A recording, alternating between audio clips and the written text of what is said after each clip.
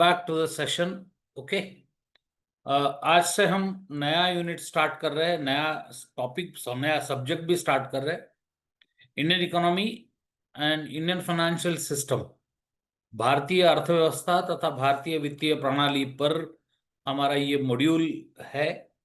अब इस मॉड्यूल में आशा करता हूं कि आपको मॉड्यूल ए और मॉड्यूल बी ये दोनों कंप्लीट हो चुके होंगे। Is it done? हेलो,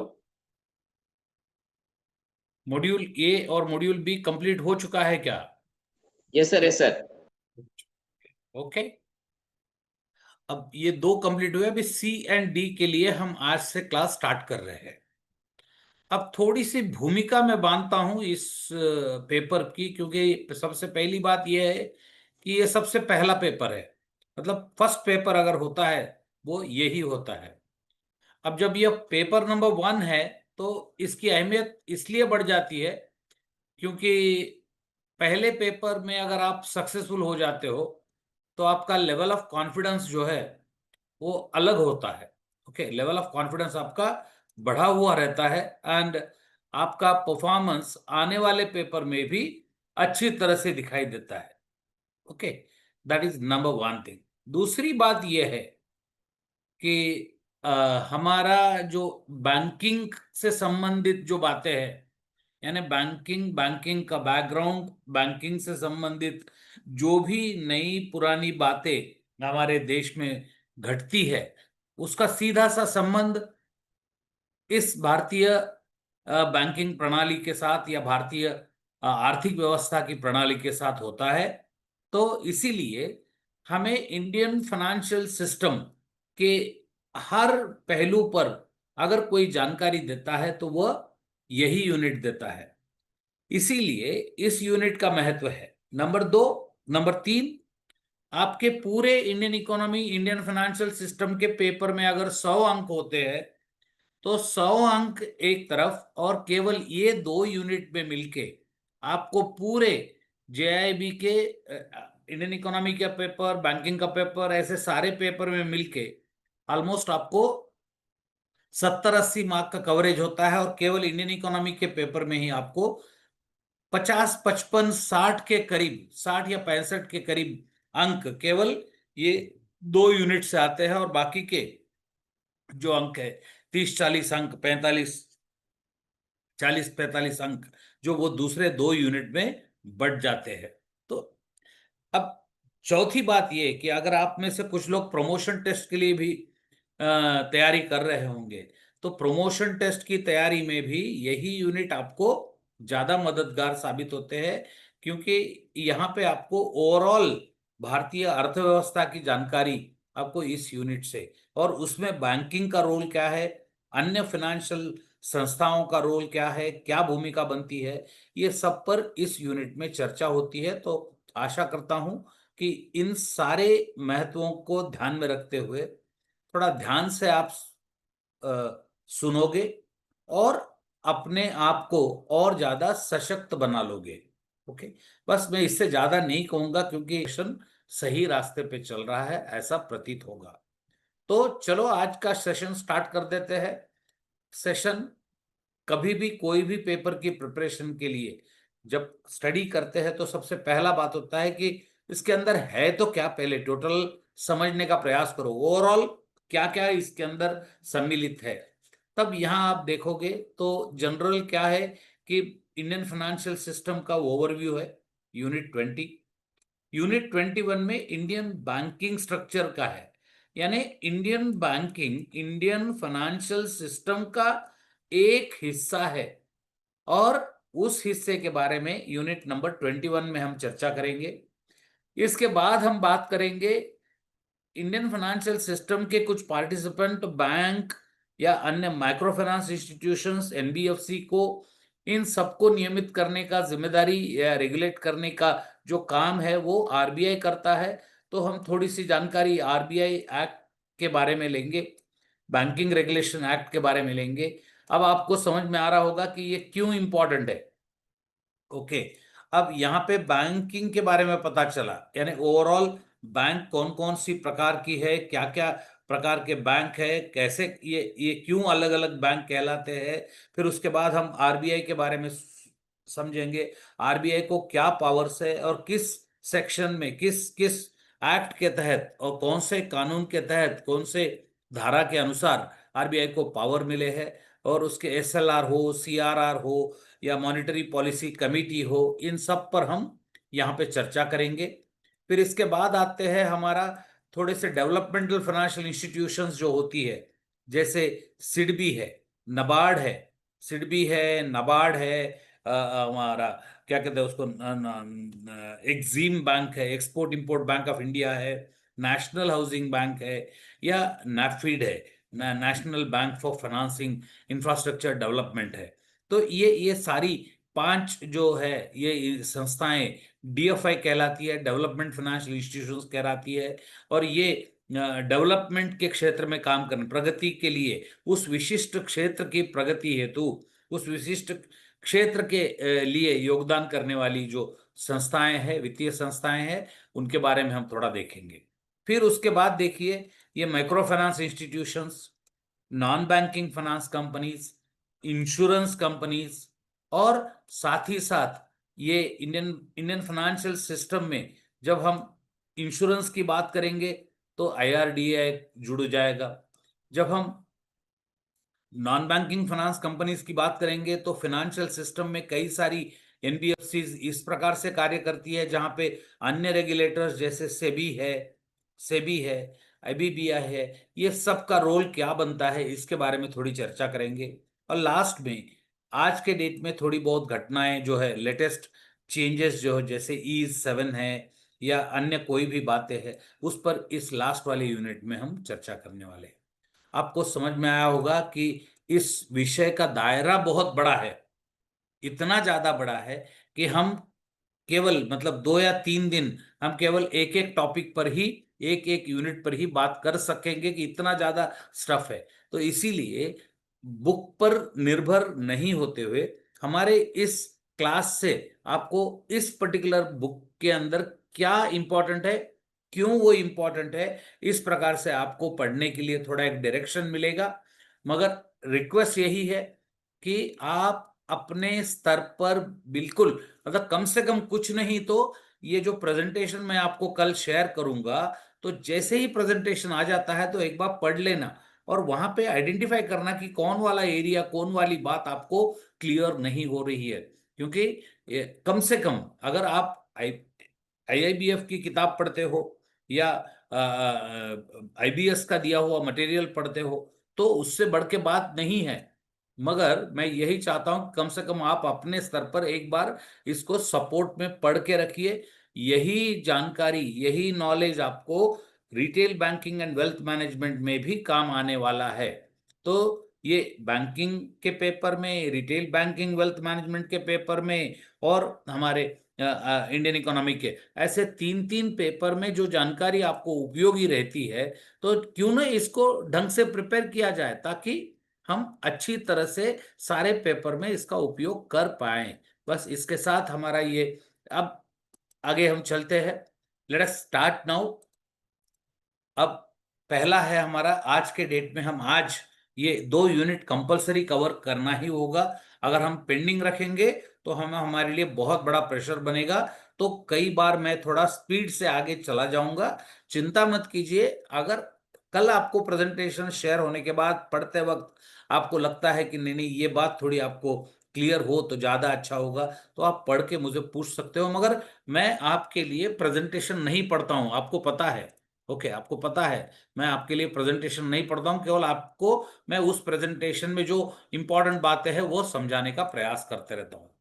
तो सबसे पहला हम समझते हैं कि वित्तीय प्रणाली क्या है, फाइनेंशियल सिस्टम क्या होता है।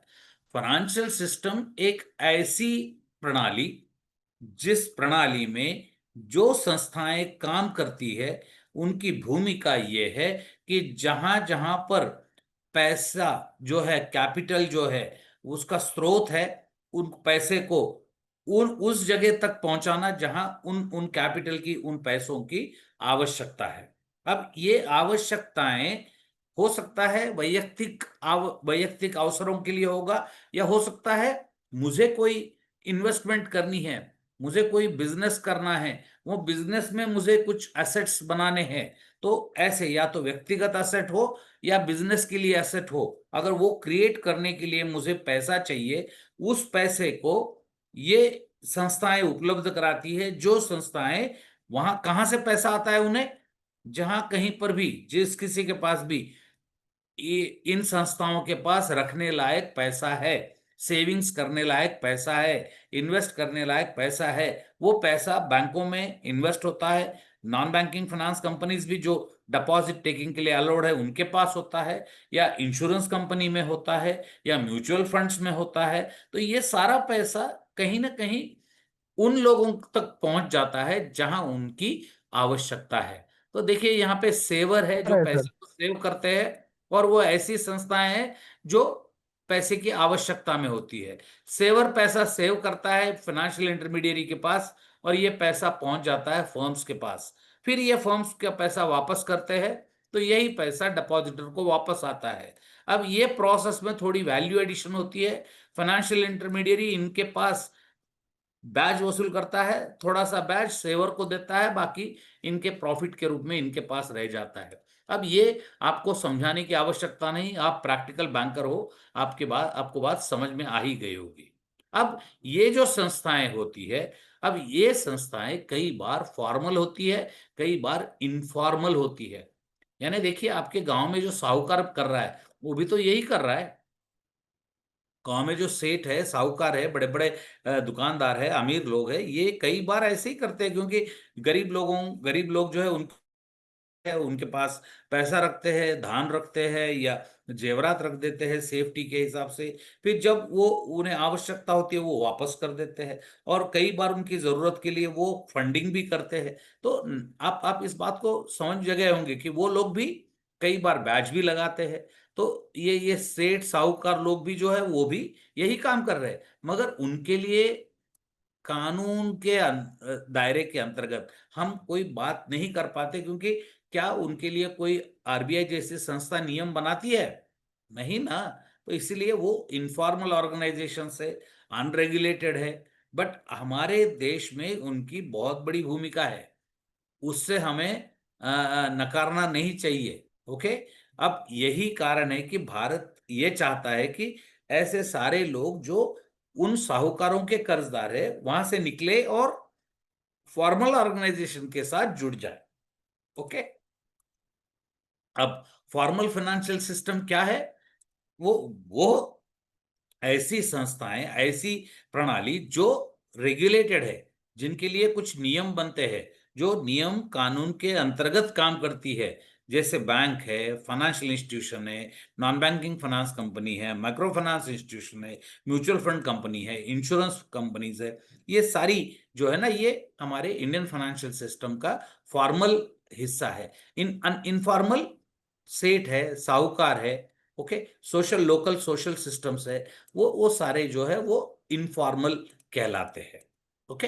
अब यहाँ पे आपको इंडियन फाइनेंशियल सिस्टम की बात करेंगे तो ओवरऑल क्या क्या उसके अंदर वो आता है।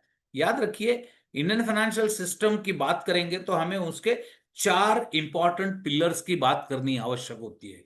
यानी चार स्तंभ है जो इंडियन फाइनेंशियल सिस्टम के आधार है। और वो कौन कौन से चार स्तंभ है? सबसे पहला स्तंभ वो है, वो उसका नाम है वित्तीय संस्थाएं, या इंटरमीडियरीज, मध्यवर्ती संस्थाएं। अब देखो, बैंक क्या कर रहा है? जिसके पास पैसा है वो पैसा ले रहा है, और जिसको पैसा आवश्यकता है उसको पैसे दे रहा है। अब क्यों ना डायरेक्ट पैसा दे दिया जाए, ले लिया जाए। अब डायरेक्ट पैसा देने वाला नहीं देता, लेने वाला भी नहीं लेता है, क्योंकि लेने वाले को भी लगता है कि ये पैसा ज्यादा ब्याज लगा सकता है, हमारा पैसा, मतलब हमारा, हमने जो भी उसके पास गिरवी रखा है वो वापस ही नहीं करेगा। ऐसा होने की संभावना है ना। इसीलिए बैंक जैसी संस्थाएं, ये इन पर लोग विश्वास करते हैं, अपना पैसा सेव करते हैं, और उसी प्रकार से वहां से कर्जा भी उठाते हैं। अब हम समय से नहीं देते, उनको जब आवश्यकता है तब हम नहीं दे पाते, हमारी रीच उनके कॉर्नर कॉर्नर, देश के कॉर्नर कॉर्नर में नहीं है। ये सारी समस्याएं अलग है, मगर फिर भी ज्यादातर समाज का जो हिस्सा है आज भी फाइनेंशियल सिस्टम की ओर कॉन्फिडेंस के साथ, ट्रस्ट के साथ देखता है, इससे नकारा नहीं जाता ना। तो ये फाइनेंशियल इंस्टीट्यूशंस है, एक पहला पिलर है, पहला स्तंभ है। अब जब, याद रखिए, म्यूचुअल फंड जैसी संस्थाएं, जिनके पास पैसा आता है, उनके पास कहाँ कर्जदार है, वो कहाँ कर्ज देंगे? वो देंगे कर्जा तो किसको देंगे? उन वित्तीय संस्थाओं को देंगे जो कर्जा बांटते हैं, जैसे बैंक है। बैंकों को आवश्यकता पड़ी पैसों की, हो सकता है म्यूचुअल फंड पैसा प्रोवाइड करे। इंश्योरेंस कंपनी के पास पैसा है, वो पैसा लगाती, कहाँ लगाती है? कंपनीज में लगाती है। यानी बैंक जैसे कंपनीज को कर्जा देती है, वैसे ये कंपनीज भी ये इंश्योरेंस कंपनी भी कंपनीज के, कारपोरेट्स के बॉन्ड्स में इन्वेस्ट करती है। तो इस प्रकार से पैसा का जो फ्लो है, कैपिटल का जो फ्लो है, वो, हमारा पैसा हम म्यूचुअल फंड में लगाते हैं, म्यूचुअल फंड निकाल के पैसा उसको बॉन्ड्स में, शेयर्स में लगाता है। अब शेयर्स बॉन्ड्स कौन जारी करता है? जारी करता तो कंपनी है ना। तो ऐसे बात समझ में आ रही होगी आपके, ओके। अब ऐसे ये सब पैसे का लेन देन होना है, तो उसके लिए मार्केट चाहिए, वो है हमारा फाइनेंशियल मार्केट। ये स्तंभ नंबर 2। अब जब व्यवहार होने ही है, तो व्यवहार करने के लिए कुछ ना कुछ कागजी आधार चाहिए, या कोई इंस्ट्रूमेंट चाहिए। अब ये सारे इंस्ट्रूमेंट, जैसे चेक है, जैसे बैंक का डिपॉजिट रिसीट है, जैसे कोई बॉन्ड है, जैसे कमर्शियल पेपर है, जैसे सर्टिफिकेट ऑफ डिपॉजिट है, जैसे ट्रेजरी बिल है, ये सारे क्या है? ये सारे फाइनेंशियल इंस्ट्रूमेंट्स कहलाते हैं। अब लास्ट की बात आती है, तो याद रखिए, संस्थाएं जब चलती है तो संस्थाओं को सपोर्ट के लिए, अब सिबिल जैसी संस्थाएं, अब देखो बैंक वाले लोन देते हैं, तो सिबिल जैसी संस्था बैंक को सेवा प्रदान करती है। क्या सेवा प्रदान कर रही है वो? बैंक वालों को अब उनका निर्णय बड़े आसानी से लिया जाए, किसी को कर्जा देना है या नहीं देना है, क्योंकि उनकी पास्ट हिस्ट्री को इकट्ठा करके, उसके आधार पर हम लोगों को एक रेडीमेड स्कोर प्रदान करता है। ओके, तो ऐसी कई सारी संस्थाएं, वो फाइनेंशियल सर्विस प्रोवाइडिंग एक्टिविटी है। इवन बैंक भी लॉकर की सर्विस देता है, बैंक भी पोर्टफोलियो एडवाइस की सर्विस देता है, मर्चेंट बैंकिंग की सर्विस देता है। तो ये सारी सर्विसेज भी वित्तीय बाजार में बड़ी आवश्यक होती है। तो ये हमारे इस पर्टिकुलर भारतीय भारतीय अर्थव्यवस्था की जो जो मुख्य धारा है, वित्तीय संस्थाओं की जो प्रणाली है, उसके 4 प्रमुख पिलर है। इंडियन फाइनेंशियल सिस्टम के 4 पिलर कौन से हैं? पहला पिलर है फाइनेंशियल इंस्टीट्यूशन, दूसरा है फाइनेंशियल मार्केट, तीसरा है फाइनेंशियल इंस्ट्रूमेंट, चौथा है फाइनेंशियल सर्विसेज। अब जब वित्तीय संस्थाएं आती है, मार्केट आता है, तो ये इंस्ट्रूमेंट होते हैं, तो इन सबको, सबके संबंधित कुछ नियम बनाए, कानून बनाए, कुछ तो करे। ये रेगुलेट करने का काम काम होता है ये रेगुलेटर्स का। तो ये रेगुलेटर्स, ये टॉप ऑफ दिस हो गए। और ये, अब आप देखिए, वित्तीय संस्थाएं कौन सी होंगी?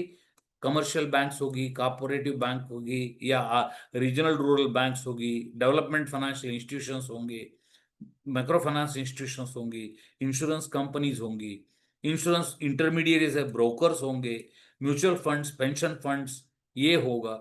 Indian bank digital infrastructure company जैसी एक नई कंपनी खड़ी की गई है। ओके, वो कंपनी, जितने भी ये नॉन बैंकिंग फाइनेंस कंपनी या नए नए इंडियन पेमेंट सिस्टम के जो साझेदार हो रहे हैं, इन सबको टेक्नोलॉजी के आधार पर बैंकिंग सेवाएं देने वाली जितनी कितनी भी संस्थाएं हैं, इन सबको एक प्लेटफॉर्म में लाके एक दूसरे के कॉपरेशन के साथ और ज्यादा मजबूत करने के लिए ये कंपनी बनाई गई। इंडियन बैंक एसोसिएशन है, तो सारे बैंकों का एक एसोसिएशन है। उसी प्रकार से फाइनेंशियल सर्विसेज इंस्टीट्यूशन ब्यूरो है। अब हमारे बैंक को एमडी चाहिए, सीईओ चाहिए, तो उसको को सेलेक्ट करने का अधिकार, या उनको रिक्रूट करने का काम ये संस्था करती है। ऐसी कई सारी जो है ना, ये सब मिलके हमारा भारतीय, ये इंडियन फाइनेंशियल सिस्टम हो जाता है। अब हम मॉड्यूल सी में हमारा फोकस इंस्टीट्यूशंस को समझना है, जबकि मॉड्यूल डी जो है इंडियन फाइनेंशियल सिस्टम का, मॉड्यूल डी जो पेपर 1 का, उसके अंदर ये 3 बातें हैं। तो अब हम इस पर्टिकुलर मॉड्यूल में, इसीलिए हमने देखा कि सिलेबस में क्या क्या कवर्ड है। अब देखो, आप अब इसके बाद आप बैकग्राउंड में जाइए तो आपको समझ में आएगा कि हमने जो अभी कहा वो कैसे एकदम सटीक है। देखिए, ये देखो, अब आप देखिए, हम क्या है, bank, RBI, DFI, MFI, NBFC, insurance companies और फाइनेंशियल सिस्टम के रेगुलेटर्स, यानी ओवरऑल हम Indian financial system, regulatory system, regulatory laws as well as institutions की बात हम इस सेशन में कर रहे हैं। कोई शक, कोई सवाल, कोई डाउट? हेलो, कोई सवाल, कोई शक, कोई डाउट? अब ये फाइनेंशियल मार्केट, मनी मार्केट है, चाहे वो कैपिटल मार्केट है, चाहे वो डेट मार्केट है, चाहे वो लोन मार्केट है, चाहे फॉरेक्स मार्केट है, ये सारा फाइनेंशियल मार्केट का हिस्सा है। फाइनेंशियल इंस्ट्रूमेंट की बात करेंगे तो ट्रेजरी बिल है, कमर्शियल पेपर है, बॉन्ड है, इक्विटी। अब इन सब के बारे में हम मॉड्यूल डी जब स्टार्ट करेंगे तब हम इस पर बात करने वाले हैं। ओके, कोई शक, कोई सवाल, कोई डाउट? तो अब हम स्टार्ट करते हैं हमारी बात। ओके, हमारी बात हम स्टार्ट कर देते हैं अभी।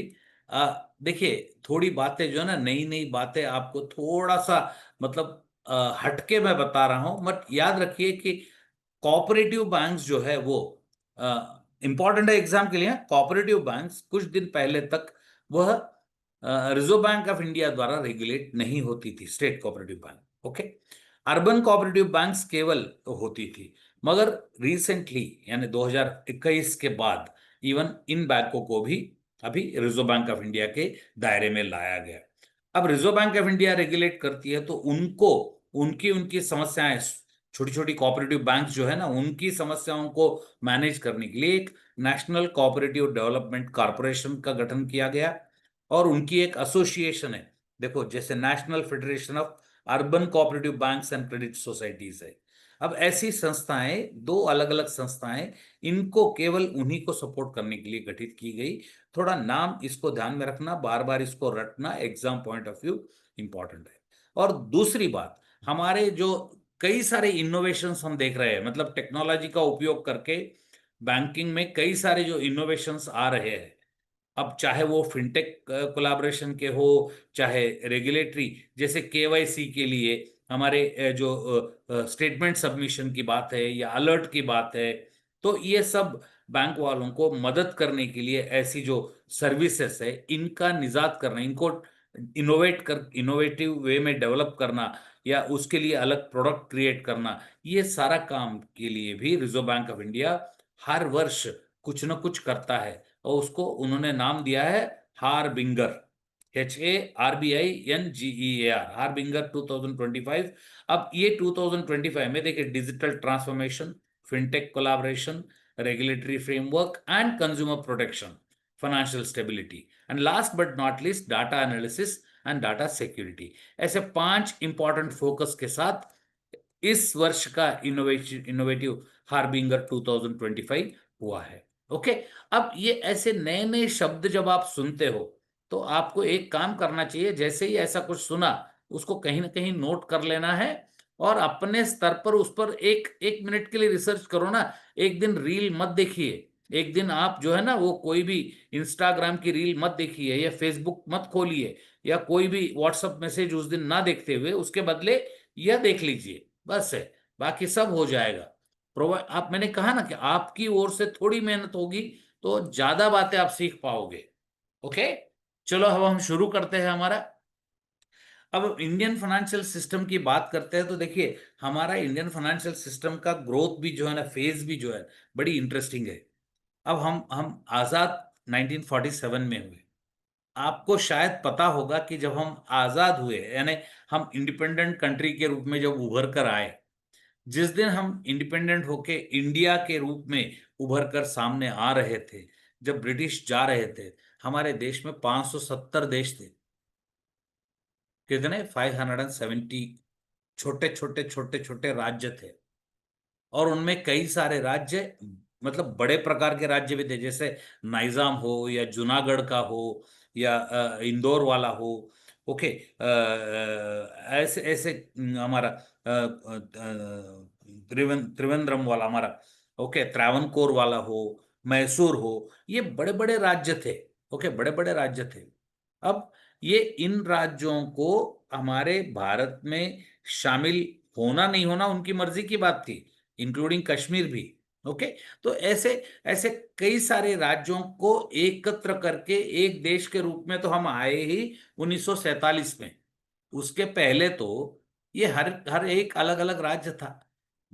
ब्रिटिशर्स का जो कंट्रोल था बड़ा सीमित था।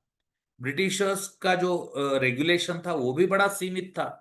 इसलिए उन्होंने अपने फायदे के लिए थोड़ी बैंकिंग संस्थाएं यहाँ चालू की, शुरुआत किया। और उन्हीं को देखते हुए कई सारे अपने अपने राज्यों में, अपने अपने देशों में कई सारे लोगों ने भी बैंक लगाए। मगर वो चूंकि वो बैंकिंग सिस्टम ये केवल बड़े छोटे क्षेत्र के लिए थी, तो वो ज्यादा अंदर तक पनप नहीं पाई, उसके लिए नियम नहीं बन पाए, वो ज्यादा पक्का रूट्स भी नहीं ले पाई। मगर जब हम स्वतंत्र हुए तब तो बहुत आवश्यकता लगने लगी, क्योंकि कई सारे राज्यों में कई सारी बैंक्स फेल होने लगी। लोगों ने बैंक डुबा बंद कर दिया। बैंक बंद होता है तो डिपॉजिटर का पैसे का नुकसान हो गया। तो ऐसी स्थिति से बचने के लिए तब रेगुलेटर जो है, मतलब वो तब आरबीआई का गठन तो हुआ था, मगर आरबीआई के पावर्स में नहीं था कि बैंकों को नियमित करे। तो तब बैंकिंग रेगुलेशन एक्ट आया। बैंकिंग रेगुलेशन एक्ट जब आके, तो उस एक्ट के तहत, मतलब बैंकिंग कंपनीज एक्ट था, वो बैंकिंग कंपनीज एक्ट था 1949 में, जिसका नामकरण बैंकिंग रेगुलेशन एक्ट 1969, ये 1949 बैंकिंग रेगुलेशन एक्ट, इसका जो बैंकिंग रेगुलेशन का नामकरण है ये 1966 में हुआ। तब तक तो वो बैंकिंग कंपनीज एक्ट ही था। अब इससे आपको समझ में आ गया होगा कि प्री इंडिपेंडेंस यानी स्वतंत्र होने से पहले हमारे देश में ऐसी वित्तीय प्रणाली, ऐसा कोई हिस्सा था नहीं। जब हम इंडिपेंडेंट हुए, जब हमने हमारा 5 ईयर प्लान के हिसाब से बढ़ने का सोचा, अब आपको यहाँ पे ये पूरी की पूरी स्लाइड मैं ये चाहता हूं कि आप यूनिट ये Indian economy, Indian financial system का यूनिट ए आपको थोड़ा सा रिवाइंड कर लीजिए, और उस रिवाइंड मोड में जाके हमारे देश में वित्तीय संस्थाएं किस प्रकार से डेवलप हुई, फेज 1 में क्या हुआ, फेज 2 में क्या हुआ, फेज 3 में क्या हुआ, और फेज 4 या उसके बाद क्या हुआ। तो ऐसे इन इन इन बातों को थोड़ा सा हम विभाजित करके, बाइफरकेट करके देखेंगे। इसके पहले तो सेठ साहूकार का ही बोलबाला था, और क्योंकि बैंकिंग ही बड़ी सीमित थी, बहुत बड़े बड़े शहरों में केवल बैंक उपलब्ध थे, बहुत बड़े बड़े शहरों में जिला स्तर पर भी बैंक नहीं था। तो ये वाले हाल थे। तो ऐसी स्थिति में पोस्ट इंडिपेंडेंस 1947 से लेके 1947 से लेके 1965 तक बैंकिंग पर ज्यादा ध्यान नहीं दिया गया। जब हमारे कंट्री ने इंडस्ट्रियल इकोनॉमी से एग्रीकल्चर इकोनॉमी यानी एग्रो फोकस्ड ग्रोथ की बात करना शुरू किया। ओके, 1951 में तो हमारी इंडियन इकोनॉमी की पॉलिसी थी, हम मैन्युफैक्चरिंग सेक्टर को या इंडस्ट्रियल सेक्टर को बढ़ावा देंगे। जब हम हमारे लिए फूड का बड़ा प्रॉब्लम हो गया 1965 में, हमको दूसरे कंट्री पर डिपेंड रहने की बारी आ गई, तब पता चला कि नहीं नहीं, हमको एग्रीकल्चर जो हमारा मेन सोर्स है उसको नहीं इग्नोर करना चाहिए। तब एग्रीकल्चर को अगर बढ़ाना है तो एग्रीकल्चर पैसा डाले। कौन पैसा देगा? पैसा कहाँ से उपलब्ध होगा? बैंकों को देना है। तब बैंकों को जब कहा गया कि आप जाइए गांव गांव में लोगों को जरा हमारे फार्मर को कर्जा दीजिए, तो कोई बैंक जाने को तैयार नहीं। तो बैंक वाले यही कहने लगा, रहे वहां जाएंगे तो 50 रुपए 100 रुपया कर्जा देंगे क्या, वो ब्याज क्या आएगा, हम वसूल क्या करेंगे। तो ये वाली बात फायदे की नहीं है, कोई नहीं जा रहा था। तब कंपलसरी इंदिरा गांधी को बैंकों का नेशनलाइजेशन करना पड़ा। ओके, 1956 में already state bank of India को कंट्रोल में लिया ही था। अब उस एक्सपीरियंस के आधार पर 1969 19 जुलाई 1969 को 14 बैंकों को नेशनलाइज किया गया। अब वहां से जो है बैंकिंग का विस्तार स्टार्ट हो गया। बैंकिंग विस्तार हुआ तो ऑटोमेटिकली सपोर्ट ऑर्गेनाइजेशंस में भी वृद्धि आना शुरू हो गया। तो इसीलिए ये वाला फेज में मतलब 1947 से लेके 1969 की फेज अलग है। नेशनलाइजेशन से 1991 की फेज में कई सारी नेशनलाइजेशन के बावजूद भी गवर्नमेंट ऑफ इंडिया को ऐसे लगा कि ऐसे ये गांव नहीं डेवलप होने वाले, तो रूरल एरिया में कोऑपरेटिव सेक्टर को भी बढ़ावा दे दो। और साथ ही साथ में एक क्षेत्रीय ग्रामीण बैंक जो रीजनल रूरल बैंक है उनका भी गठन किया गया। तो इस प्रकार से ये फेज नंबर 2 में 1947 से 1991 में ऐसी कई सारी घटनाएं घटी। इवन इंश्योरेंस कंपनीज भी 1956 में सारी लाइफ इंश्योरेंस कंपनीज को इकट्ठा करके ये एक कंपनी बना दी गई, life insurance corporation of India. कोई प्राइवेट लाइफ इंश्योरेंस कंपनी नहीं बची। उसी प्रकार से 1972 में सारी जनरल इंश्योरेंस कंपनीज को इकट्ठा करके हमारा जनरल इंश्योरेंस कॉर्पोरेशन का गठन किया गया और 4 उसकी सब्सिडरीज। इस प्रकार से ये फेज में कई सारी घटनाएं घटी। 1991 आप सबको पता है फाइनेंशियल सेक्टर रिफॉर्म्स हुए। तो रिफॉर्म्स के अंदर प्राइवेट सेक्टर को एनकरेजमेंट देना, लिबरलाइज्ड करना, बैंकों के ऊपर के नियम थोड़े शिथिल कर देना, कंट्रोलिंग वाला अप्रोच छोड़ के डेवलपमेंट वाला अप्रोच अडॉप्ट करना, ये सारे मतलब क्या लिबरलाइजेशन, ग्लोबलाइजेशन, प्राइवेटाइजेशन जो है ना, एलपीजी वाला मॉडल, लिबरलाइजेशन, प्राइवेटाइजेशन, ग्लोबलाइज, इस मॉडल को अपनाया गया। Okay, D licensing, D control, ये वाला तरीका अपना के हमारी इकोनॉमी आगे बढ़ना शुरू हुई। और तब से जो है हम कंटिन्यूअसली हम इकोनॉमिकली अभी एक सुपर पावर बनने की ओर बढ़ चुके हैं। आज दुनिया के कई सारे देशों में रिसेशनरी ट्रेंड है, जबकि इंडिया आज भी इकोनॉमी की ग्रोथ 6.5% से रिकॉर्ड कर रहा है जीडीपी। तो ये अपने आप में जो है ना, इसका पूरा क्रेडिट जाता है 1991 के लिबरलाइजेशन को, 1991 के फाइनेंशियल सेक्टर रिफॉर्म को। अब ये इसके बाद 2010 में बड़ा प्रॉब्लम हो गया। मैंने कल आपको एथिक्स के क्लास में बताया था कि ग्लोबल फाइनेंशियल क्राइसिस जो है ना, वो लेमन ब्रदर्स वाला, उसके कारण पूरे दुनिया की वित्तीय संस्थाएं बंद होने की कगार पर आई थी और उसके कारण कई सारी बिजनेसेस डाउन हो गए थे, सारे फाइनेंशियल व्यवहार ठप होने लगे थे। ऐसी स्थिति को उबरने के लिए कई सारे कारगर कदम उठाए गए। नो डाउट इंडिया में रिजर्व बैंक ऑफ इंडिया ने इतने सारे स्ट्रिक्ट नियम बना के रखे थे, इसीलिए इंडिया उसकी उसकी पहुंच मतलब उसकी जलन की पहुंच से बहुत दूर था। बहुत कम बैंकों को उसका नुकसान उठाना पड़ा। ऐसी हमारी थोड़ी सी वेरी इंटरेस्टिंग जर्नी है। अब आपको एक बार मैं रिक्वेस्ट करता हूं कि मॉड्यूल ए में ये जो 4 फाइनेंशियल सेक्टर में इंडियन इकोनॉमी की जो फेजेस है, इसमें क्या क्या हुआ, जस्ट एक बार लिस्ट आउट कर लीजिए, क्योंकि एग्जाम पॉइंट ऑफ व्यू बड़ा इंपॉर्टेंट है। ओके, अब इन्हीं के दौरान इसी फेज में देखो आरबीआई को पावर्स मिले, सेबी का गठन हुआ, आईआरडीए का गठन हुआ, पीएफआरडीए का गठन हुआ, 1981 में नबार्ड का गठन हुआ, तो ये एनएचबी का गठन हुआ। हमारी म्यूचुअल फंड इंडस्ट्री बढ़ती गई तो एम्फी का गठन हुआ, association of mutual fund of India. Money market में काम बढ़ने लगा तो fixed income money market association, derivative association बना। तो ऐसे कई सारी जो चीजें हमारे देश में घटती गई। अब ये जो है हमारी हिस्ट्री।